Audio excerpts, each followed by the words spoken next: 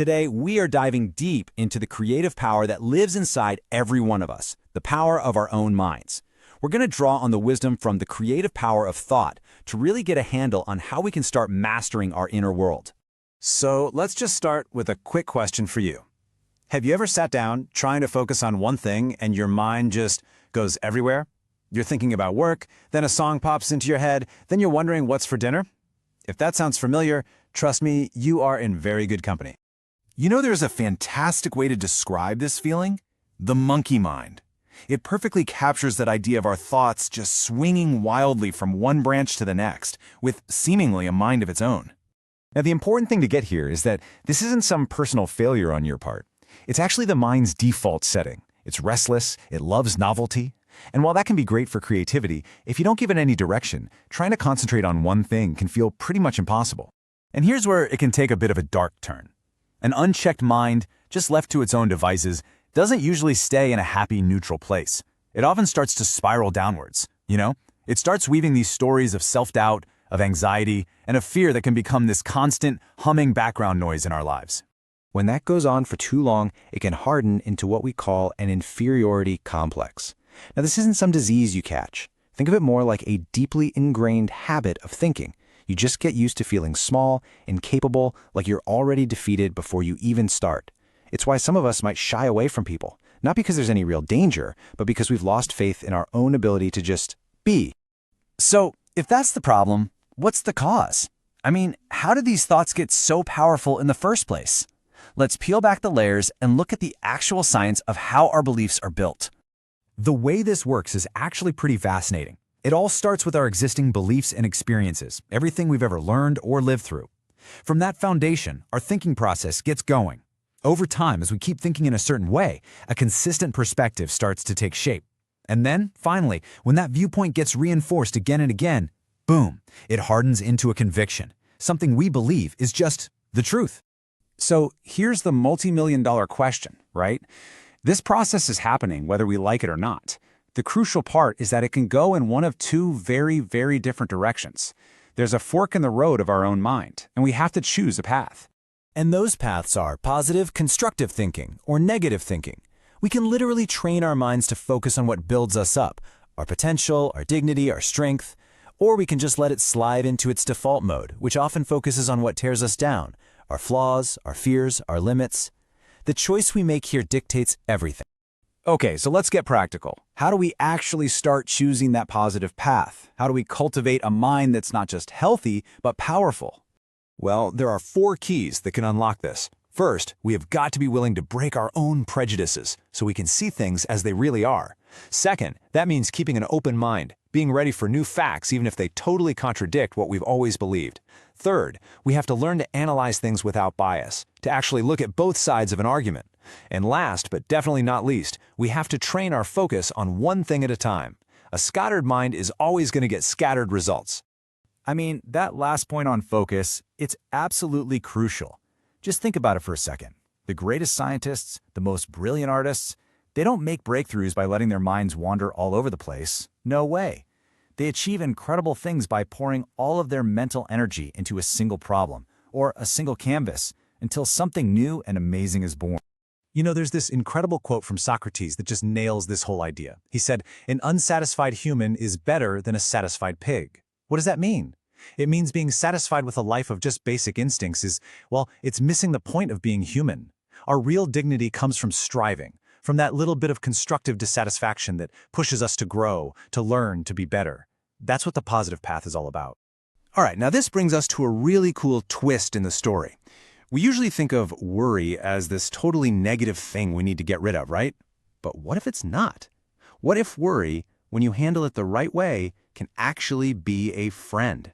See, we need to make a huge distinction here. There's destructive worry. That's the stuff that just spirals into anxiety, makes you freeze up, and serves absolutely no purpose. But then there's constructive worry, and that's totally different. It's the kind of concern that actually fuels you to take responsible action and make a plan. Think about it like this. A parent's worry for their child's future is what motivates them to work hard and save. A farmer's concern about the harvest makes them tend to their crops carefully. A soldier's vigilance at the border is driven by a deep concern for their country. This isn't just anxiety, it's care, it's duty in action. So, the whole key is balance. Constructive worry is a tool. You want it to be just sharp enough to help you do what you need to do, but you never want it to be so overwhelming that it just wrecks your peace of mind. It's about using concern as fuel, not letting it burn your whole house down. And this is where it all comes together. When we learn to direct our thoughts, when we choose that positive path, when we learn to harness worry instead of being a victim to it, we can finally achieve the ultimate goal, rebuilding a rock-solid foundation of self-confidence. This is the big payoff. Remember that inferiority complex we started with? That feeling of being less than? Well, it can only survive in the chaos of an uncontrolled mind. The second you start directing your thoughts with intention, you starve it of its power. You start replacing that old, tired narrative of "I can't" with a new one that says "I can." And maybe this is the most empowering idea we can end on. Self-doubt, it is not who you are. It is a mental habit you've picked up along the way. And you know what the beautiful thing about habits is? They can be unlearned. With practice, with awareness, you can replace that old habit with something far, far more powerful. True self-belief.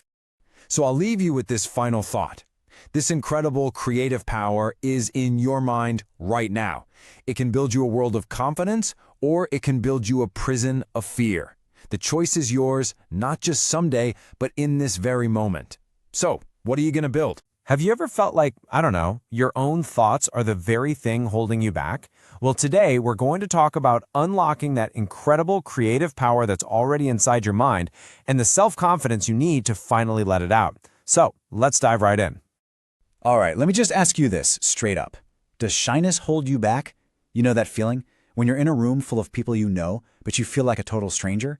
Like you just can't bring yourself to speak your mind? Yeah, it's a feeling a lot of us know, and it's not a great one. So that feeling?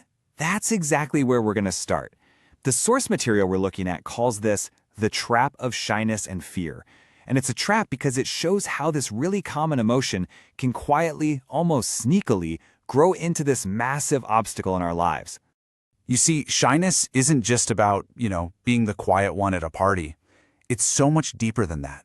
It's this internal barrier, this wall, that can make you feel completely alienated, even when you're with your closest friends. It stops you from sharing what you're going through, or, and this is the big one, asking for help when you really, really need it. And from there, it's like a domino effect, really. It starts with just not being able to express yourself. Then, because you're silent, you end up suffering through things you shouldn't have to. Maybe you get falsely accused of something, or people take advantage of you and you just don't say anything.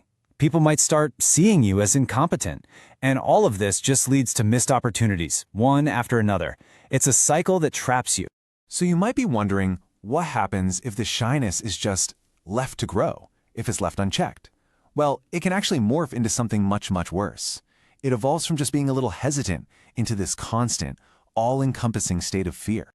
And there's a clinical term for this extreme end of the spectrum, which our source points to: phobia. This is a state of mind where fear just becomes your default setting. You start imagining dangers everywhere, even when there's absolutely nothing to be afraid of. It's like seeing a threat in the rustling of leaves in the wind. You essentially turn your own world into a really scary place. Okay, so that's the problem. It's pretty heavy stuff. But what's the solution? How do we break out of this trap? Well, now we get to shift gears and talk about the antidote to all this fear: self-confidence. This is what our source calls the absolute key to success. There's this really powerful quote from Swami Ramtirth that just hits the nail on the head. It says, "You don't need to stand outside the earth to move it. You just need to awaken the power of your own soul." And what is that power of the soul? Well, according to our source, it's just another name for self-confidence. It's all about finding that strength from within. Think of it this way. You could have all the talent in the world. You could be brilliant, skilled, strong, but without self-confidence, all of those abilities are basically dormant. They're just sleeping. Self-confidence is the master key. It's what you put in the ignition to turn the engine on and bring all of those other amazing powers to life. And we're not just talking about personal success here. The impact of this kind of inner power can literally change the world. I mean, look at these historical figures. Buddha, Socrates, Mahatma Gandhi, Swami Vivekananda.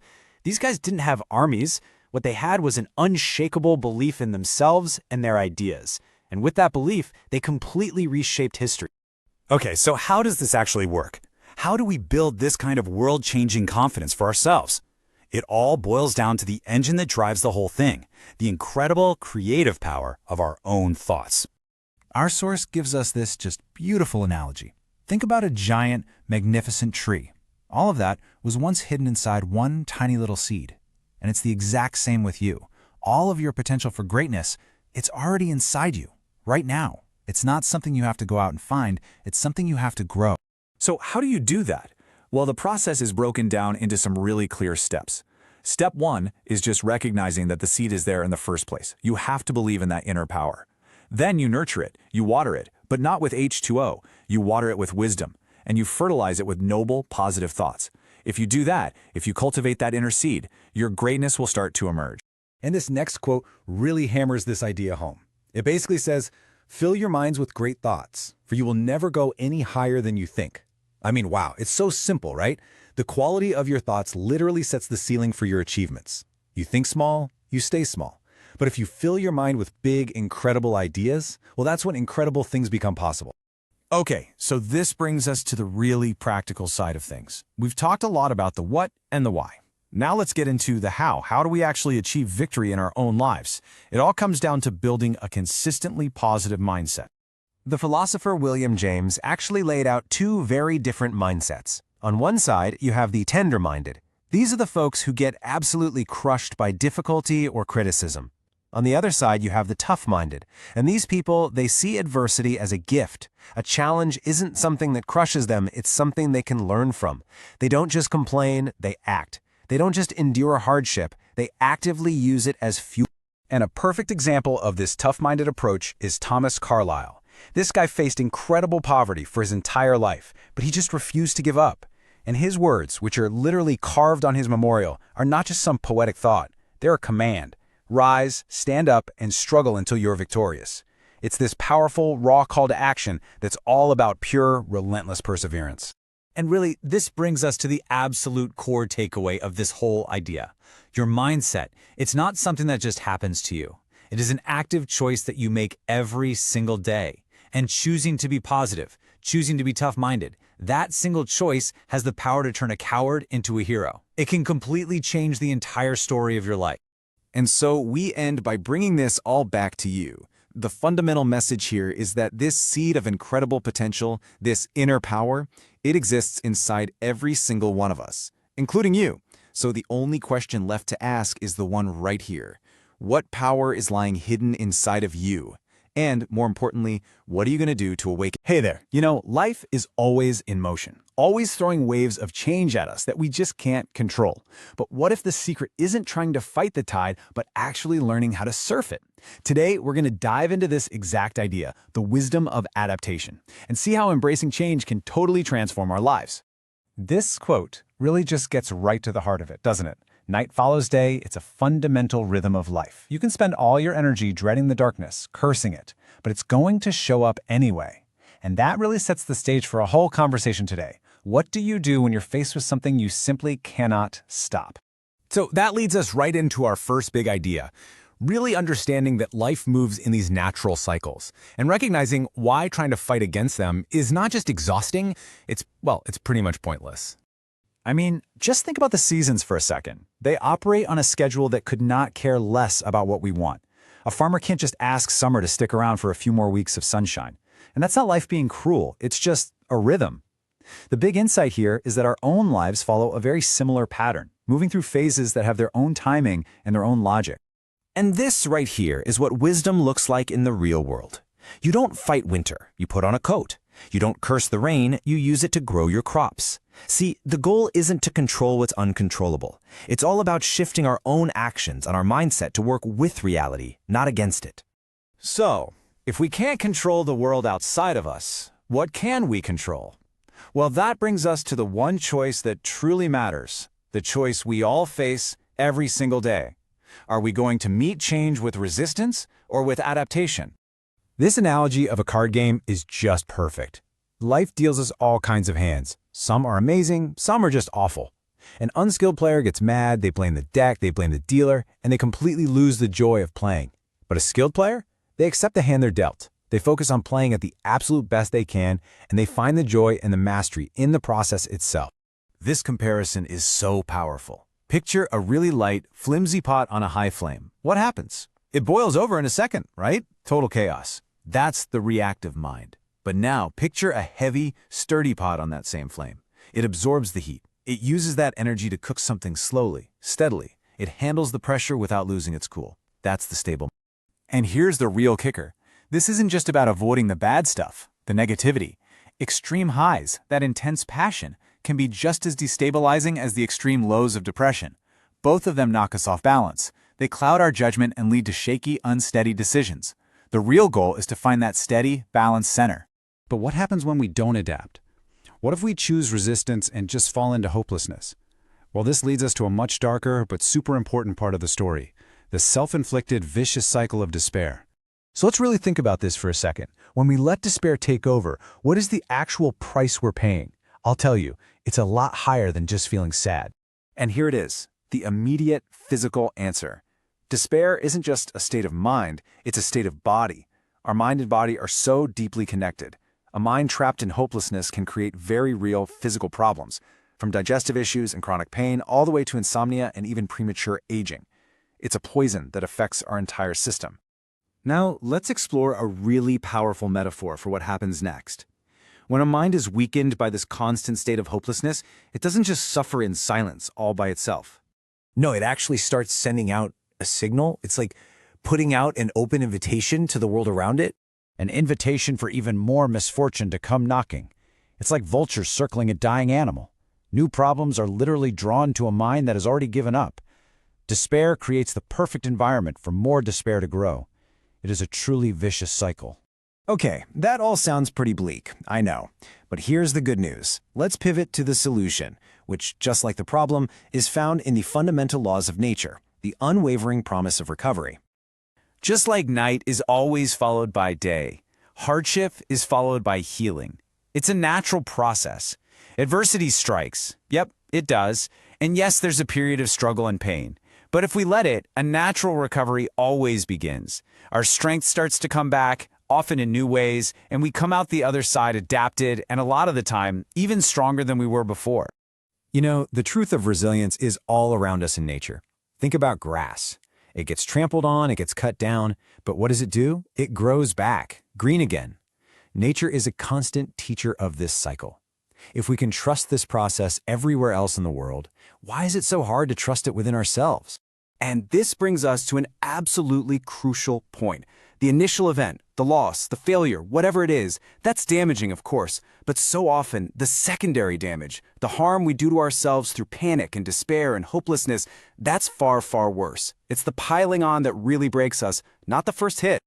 This brings us to our final, and maybe the most powerful idea of all. We've talked about adapting to hardship, but what if we could reframe it completely? What if hardship isn't just something to survive, but the very seed of our growth? The psychologist Alfred Adler had this fascinating take on this. He argued that a life without any problems would actually be a curse. Our development would just stop. We'd become stagnant, with nothing to strive for, nothing to overcome. So in a strange way, he believed we are actually fortunate that life is difficult, because those difficulties are what give it meaning. And it's that growth that creates real influence. We can chase all the superficial stuff, wealth, status, and sure, it might get you some attention for a while, but what earns genuine, lasting, heartfelt respect from other people? It's the internal stuff. It's the character, the virtue, the humility, all the things that are forged in the fire of adversity. We admire great artists, right? People who can turn a block of stone into a beautiful statue. But maybe the highest art form of all is taking the raw, unshaped material of our own lives, with all of its challenges, and sculpting our own character into a work of excellence. So, I'll leave you with this question to think about. What if we stopped seeing our struggles as punishments or obstacles? What if instead we started seeing them as the essential tools we've been given to build a stronger, more meaningful life? Thanks for tuning in. Have you ever felt like you're capable of so much more, but something you just can't put your finger on is holding you back? Well, today we're going to dive into some powerful, timeless wisdom to help you finally tap into that true potential. You know that feeling, right? You start something new, you're full of energy, and then it just fizzles out. The motivation is just gone. It's so frustrating, but it turns out there's a really deep reason for this, and it's probably not what you think. So what's the real culprit here? It's not about a lack of talent or money or even opportunity.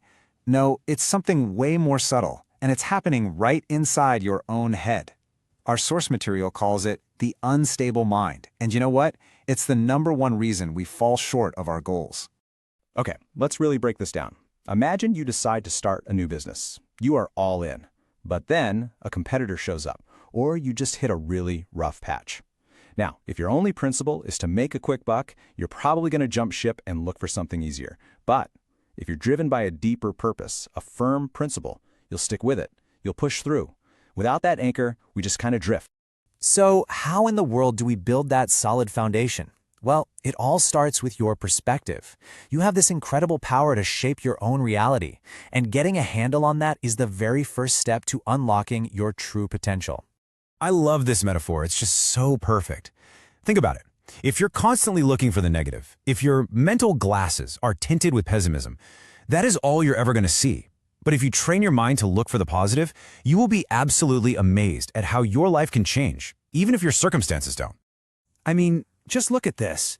Which side of this chart do you want to live on? Really think about it for a second. The choice is completely yours. You can focus on the bad stuff and live in a world that feels like this heavy, heavy burden, or you can choose to see the good and create a life filled with joy and opportunity. This story really drives the point home. You have two different people sent to the exact same place with two totally different mindsets. One goes in looking for corruption, and surprise, surprise, that's all he finds. The other looks for virtue, and he finds it everywhere. It's such a powerful reminder that we almost always find exactly what we're looking for. But let's be honest, perspective is only half the battle. You can have the most positive outlook in the world, but if you're not willing to actually put in the work, you're not going to get very far. And that's where our second pillar comes in, the dignity of effort. Let's talk about this idea of Purusharth. Just think about the most successful people you know. They aren't just lucky, are they? No, they're the ones who put in the hours, day in and day out, with this focused, conscious effort. They just show up. That is Purusharth in action. You know, it's a pretty simple formula when you lay it out like this. You can't just wish for success. You have to earn it.